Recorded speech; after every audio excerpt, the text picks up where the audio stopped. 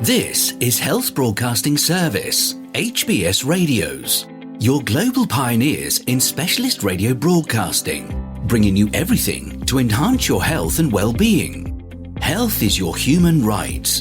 HBS, your partners in everything about your health and well-being.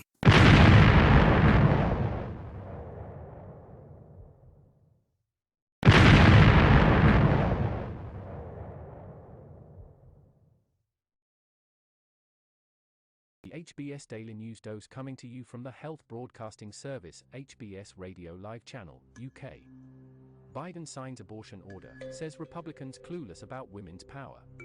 President Joe Biden said on Wednesday the Supreme Court and Republicans are clueless about the power of American women as he signed a second executive order aimed at protecting abortion rights.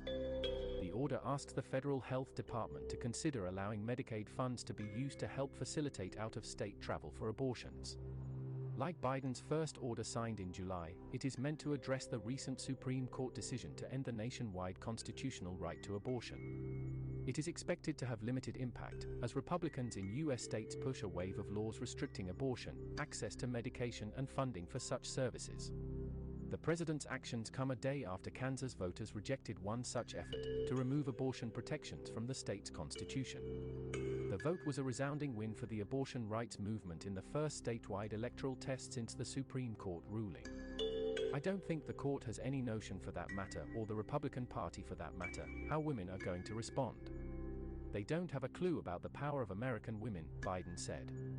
Last night in Kansas they found out. He called the Kansas result a decisive victory, and said voters in the state sent a powerful signal that makes clear politicians should not interfere with the fundamental rights of women. This fight is not over, and we saw that last night in Kansas, Biden said. The Supreme Court practically dared women in this country go to the ballot box and restore the right to choose, that it had just stripped away, Biden said. Last month, Biden said the Supreme Court, which is weighted 6-3 with conservative judges, was out of control after ruling in June to overturn Roe v. Wade, ending a half-century of protections for women's reproductive rights. His first order in early July directed the federal government's health department to expand access to medication abortion and ensure that women who travel for abortions are protected. The latest action builds on those measures. But like the first one, it remains vague about how those goals can be achieved. It asks the Health and Human Services Department to consider using funds including Medicaid, the federal and state-funded insurance program it oversees, to support low-income women traveling out of state for abortion services, a senior administration official said. It calls on Health and Human Services Secretary Xavier Becerra to consider inviting states to apply for Medicaid waivers when treating patients who cross state lines for reproductive health services, the official said, without giving additional details. The Hyde Amendment, a congressional measure, states that Medicaid will not pay for an abortion unless the woman's life is in danger or the pregnancy resulted from rape or incest, making the effectiveness of the order uncertain. It also directs the department to ensure healthcare providers comply with federal non-discrimination laws when offering such services and orders it to collect data to measure the impact of the ruling on maternal health, the official added. The president signed the order at the first meeting of the Interagency Task Force on Reproductive Healthcare Access, which was formed in July. Vice President Kamala Harris, who has traveled to 6 different states to convene state legislators about protecting reproductive health care in recent weeks, joined Biden for the meeting and called the abortion issue a healthcare crisis in America. Senate Democrats rejected Biden's call to lift the chamber's filibuster rule requiring 60 of the 100 senators to agree on most legislation to allow them to pass a law establishing a national right to abortion. In the evenly divided Senate, U.S. Vice President Kamala Harris can cast a tie-breaking vote. Since then, Biden has pivoted to urging voters to elect more Democrats to Congress in the November 8th midterm elections, when Republicans are favored to win back a majority in the House of Representatives and perhaps also the Senate. He reiterated his appeal to voters on Wednesday. Democrats hope the issue may help drive voters to the polls in November. Protecting abortion rights is a top issue for women Democrats, Reuters polling shows. More than 70% of Americans think the issue should be left to a woman and her doctor. On Tuesday, Biden's Justice Department sued Idaho to block a state law that it said imposes a near-absolute ban on abortion, marking its first legal challenge to state abortion laws since the Supreme Court ruling.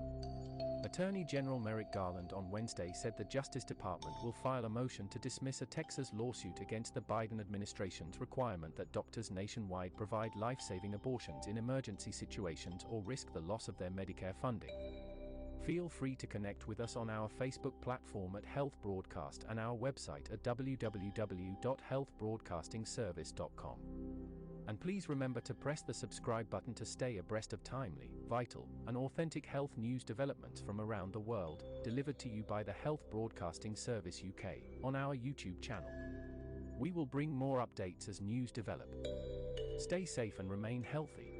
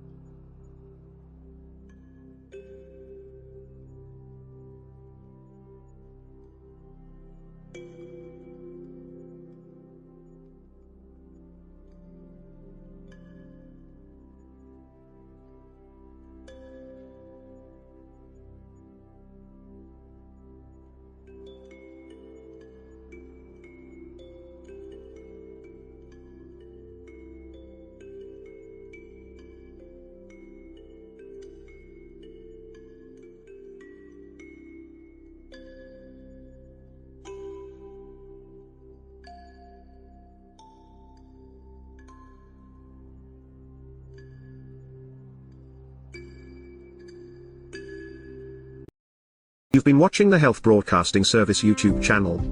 Your channel of excellence and distinction. Pioneering specialist radio broadcasting. Giving you the best experience. Subscribe to our channel.